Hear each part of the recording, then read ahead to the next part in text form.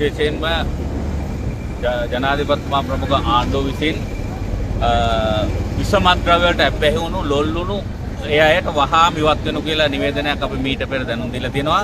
ඒ වෙනුවෙන් අදාළ ජාතික වැඩපිළිවෙල ක්‍රියාත්මක කිරීම වෙනුවෙන් නුවරඑළිය දිස්ත්‍රික්කයේ ජනාධිපතිතුමාගේ මූලිකත්වයෙන් 11 වෙනිදා පැවැත්වෙනවා මේ සම්බන්ධයෙන් දැනුවත් කිරීමක්. මහජන ආරක්ෂක කමිටු සියල්ලත් ප්‍රජාව මීට වග කියන සියලුම ආයතන ප්‍රධානීන් රාජ්‍ය ආයතන එකතු කරගෙන නුවරඑළිය දිස්ත්‍රික්කයෙන් විශේෂයෙන්ම විසමද්‍රව්‍ය ඉවත් කිරීමේ ජාතික මෙහෙවරට අදාළ මූලික කටයුතු වලට තමයි අපි සූදානම් වෙන්නේ. ඒකේ සඳහා පූර්ව සූදානමක් ලෙස සහ පූර්ව දැනුම් දීමක් ලෙස සියලුම නගර පොලිස් ස්ථාන සියල්ලම නුවරඑළිය දිස්ත්‍රික්කයේ තියෙන රාජ්‍ය ආයතන සියල්ලම එකතු කරගෙන මහ ජනතාව දැනුවත් කිරීමේ වැඩපිළිවෙලක් ක්‍රියාත්මක වෙනවා.